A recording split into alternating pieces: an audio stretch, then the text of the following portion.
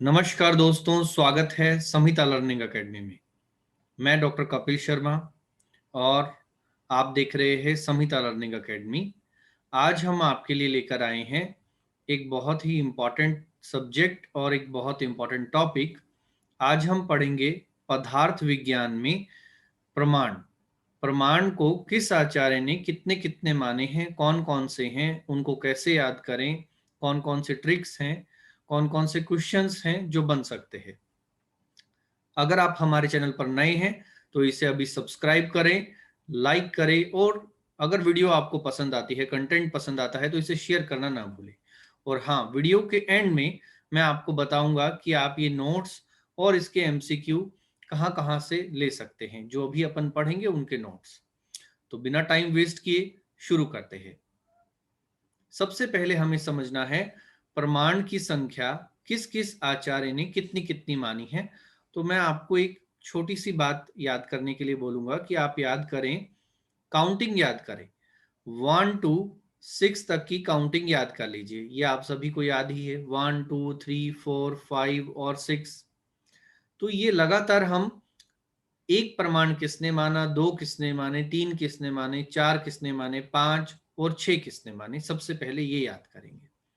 तो सबसे पहले हम देखते हैं, एक प्रमाण माना है आचार्य चारवाक ने। पहले सिर्फ नेम नेम याद करेंगे किसने माने हैं, फिर इनके कौन कौन से हैं उनको याद करेंगे। दो माने हैं वैशेषिक बोध और जैन ने। तीन माने हैं सांख्य योग और रामानुज ने। चार प्रमाण आचार्य चरक, आचार्य सुश्रुत और न्याय दर्शन ने भी माने हैं। पांच प्रमाण प्रभाकर ने बताए हैं। प से पांच और प से प्रभाकर, इस तरह से आप याद कर सकते हैं, प से पांच और प से प्रभाकर। इसके बाद आप देखेंगे कि छह प्रमाण जो हैं वो माने हैं वेदांत और कुमारिल भट्ट ने। एक बार एक से छह तक याद कीजिए। चारवाक ने एक, वैशेषिक बोध जैन ने दो, सांख्य योग रामानुज ने तीन, चरक सुश्रुत न्याय दर्शन ने चार, प से प्रभाकर, प से पांच और छह माने हैं वेदांत और कुमारिल भट्ट ने। अब इनकी संख्या याद करने का आसान तरीका देखते हैं अपन और कुछ ट्रिक्स देखते हैं। तो सबसे पहले आप याद कीजिए, पहला प्रमाण वो है, यानी कि एक प्रमाण वो माना है जो हमें विजिबल है। मान लीजिए अब मुझे ये पीपीटी विजिबल है, आप लोगों को ये चैनल विजिबल है, पीपीटी विजिबल है, तो जो दिख रहा है वो आपने मान लिया। तो आचार्य चारवाक ने एक ही प्रमाण माना है, वो एक कौन सा है, प्रत्यक्ष। उन्होंने बोला जो दिखता है मैं उसी को मानता हूं। इस तरह से आप याद रखिएगा, एक प्रमाण प्रत्यक्ष है और वो किसने माना है, आचार्य चारवाक ने। प्रत्यक्ष यानी कि जो आंख के सामने है वो ही प्रत्यक्ष है। वैशेषिक बोध जैन ने दो माने, एक को और ऐड कर दिया, सिर्फ उसको याद कीजिए, प्रत्यक्ष में अनुमान को ऐड कर दिया। यानी जो दिख रहा है वो भी मान लिया और ये भी मान लिया कि यार ऐसा हो सकता है, ऐसा मेरा अंदाजा है, ऐसा मेरा अनुमान है, तो एक अनुमान को और ऐड कर दिया, तो इनके अकॉर्डिंग हो गए दो। लेकिन इनको याद कैसे करेंगे कि दो वैशेषिक बोध जैन है। एक ट्रिक याद कर लीजिए, वीबीजी।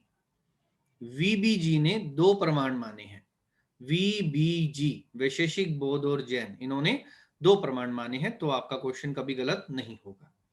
थर्ड पॉइंट पे आते हैं, सांख्य योग रामानुज ने अब कौन सा ऐड कर दिया, एक शब्द ऐड कर दिया है। बाकी दो तो माने ही हैं, कौन सा ऐड कर दिया, शब्द। इन तीनों के नाम की पता नहीं सीक्वेंस में क्या खास बात है, आप दो तीन बार पढ़ेंगे तो आपको कंठस्थ हो जाएगा। सांख्य योग रामानुज, ये संख्य नहीं है, सांख्य होना चाहिए यहाँ पर, सांख्य योग रामानुज। चार पे चलते हैं अब। आचार्य चरक का बहुत आसान है याद करना। आचार्य चरक ने सूत्र स्थान में 11वें अध्याय में बहुत डिटेल बात लिखी है, चतुर्विध परीक्षा नेम से। तो आप याद रख सकते हैं, चतुर्विध परीक्षा जो है वो आचार्य चरक ने बताई है।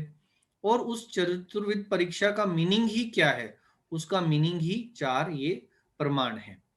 उसमें आगम, प्रत्यक्ष, अनुमान और युक्ति, ये है। यहाँ आप आगम को आप्तोपदेश भी पढ़ सकते हैं, वो ज्यादा अच्छा होगा अगर आप्तोपदेश पढ़ेंगे।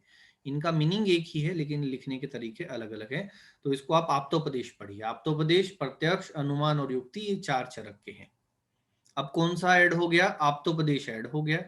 लेकिन आप देखेंगे कि यहाँ युक्ति प्रमाण ये जो है ये चरक की देन है। तो आपसे कभी भी आगे चल के कोई पूछेगा कि युक्ति प्रमाण किसने दिया है, तो निश्चित रूप से आंसर होगा आचार्य चरक की ओपिनियन है।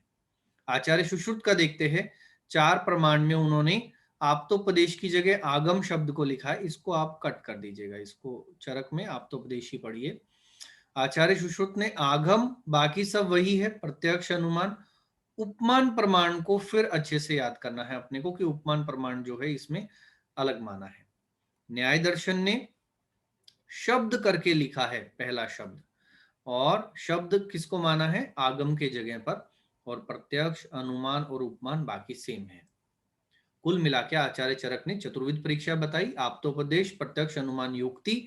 ऐसे याद कीजिए, युक्ति यानी कि किसी भी चीज को करने का तरीका। फॉर एग्जाम्पल, अब ऐसा आचार्यों ने नहीं लिखा है, लेकिन मैं आपको वीबीजी करके पढ़ा रहा हूं या आपको एक साथ कंपैरिजन करके पढ़ा रहा हूं, ये सब युक्ति के एग्जाम्पल है कि कैसे आप किसी चीज को कर सकते हो, करने के तरीके क्या हो सकते हैं। इन सभी प्रमाणों में ये सबसे श्रेष्ठ है।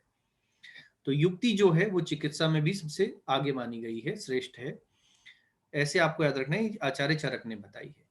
प से प्रभाकर मैंने आपको याद कराया, प से आपको 5 याद करा दिया। इसमें 4 तो यही हैं ऊपर वाले, लेकिन ऐड कौन हो गया, अर्थापति। तो यहां तक बात क्लियर है।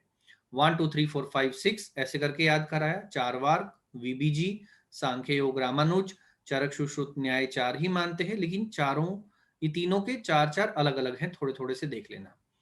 प्रभाकर 5वां अर्थापति मानता है। अब ऐसे याद कर लीजिए, जैसे मैंने याद किया कि प्रभाकर जो है वो थोड़ा सा लालची है।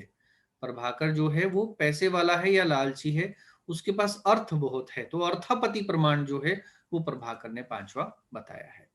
इसके बाद अगला देखते हैं अपन, वेदांत, कुमारिल भट्ट, और इन दोनों ने कौन सा ऐड कर दिया प्रभाकर के अंदर, एक अभाव ऐड कर दिया। अगर अपन इनको सीक्वेंस में नहीं याद करेंगे तो बहुत ही अपने लिए टफ हो जाएगा, और सीक्वेंस में याद करेंगे तो आधा काम हो जाएगा। इसलिए सबसे पहले मैंने आपको सीक्वेंस में याद करने पे जोर दिया है। तो 6वां प्रमाण एक कौन सा ऐड करता है, अभाव को ऐड कर देता है।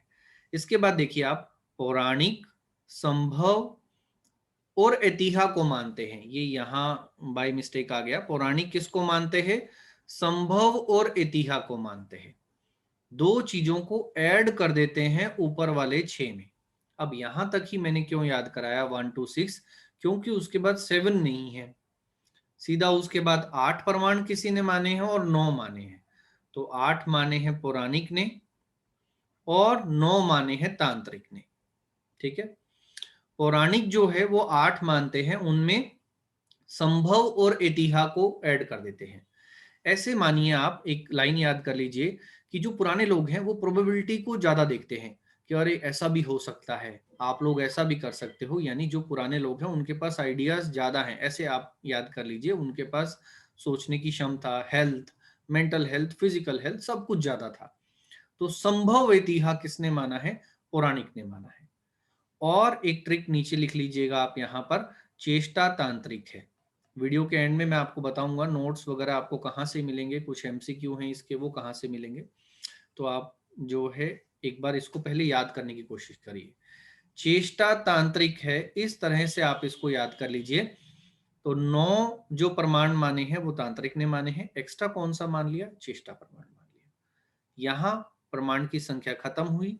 लेकिन 10वां प्रमाण जो है वो परिशेष है, वो किसी आचार्य की ने नहीं बताया या किसी दर्शन ने नहीं बताया है। तो चेष्टा तांत्रिक थी या तांत्रिक है, तो चेष्टा को कौन मानता है, एक्स्ट्रा तांत्रिक मानते हैं। और कुल 9 प्रमाण हो गए उनके। पुराने मानते हैं ये संभावनाएं बहुत है, ए यानी संभव और ऐतिहा, ये 2 एक्स्ट्रा मानते हैं। वेदांत कुमारिल भट्ट ने अभाव को मान लिया। यहां तक अपने बात ठीक हो गई। तो अब अपन इसको एक क्विक रिवीजन में देखते हैं। सबसे पहले अपन को काउंटिंग याद करनी है। अब अपन पूरी काउंटिंग याद कर लेंगे, अब आप सीख चुके हैं। 1 2 6 तक एक बात होगी, 7 को छोड़ दो, 8 और 9 फिर याद कर लो, 8 9 10। चार वार्क, वीबीजी वैशेषिक बोध जैन, सांख्य योग रामानुज, चरक सुश्रुत न्याय। आप ध्यान से देखेंगे तो 2 नंबर वाले में भी 3 लोगों की ओपिनियन है, 3 में भी 3 की, 4 में भी 3 की, तीनों एक साथ याद हो जाएंगे। प्रभाकर, वेदांत और कुमारिल भट्ट पौराणिक 8 मानते हैं, तांत्रिक जो है 9 मानता है, और 10वां प्रमाण परिशेष है। सबसे पहला कौन सा प्रमाण है जिसने एक ही माना है, वो 4 बार का, उन्होंने बोला जो आंख में दिखता है मैं वही मानूंगा।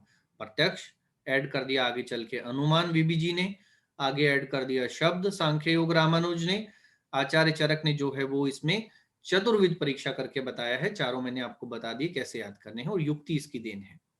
सुश्रुत जो है वो उपमान, न्याय सुश्रुत जैसा ही मानता है लेकिन आगम के स्थान पर शब्द बोलता है।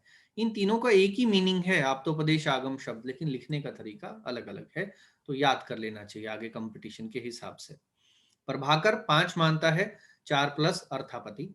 वेदांत और कुमारिल भट्ट 6 मानते हैं, इसमें अभाव को ऐड कर लेता है। पुराने लोगों की संभावनाएं ज्यादा थी तो संभव एतिहा 2 एक्स्ट्रा मानता है।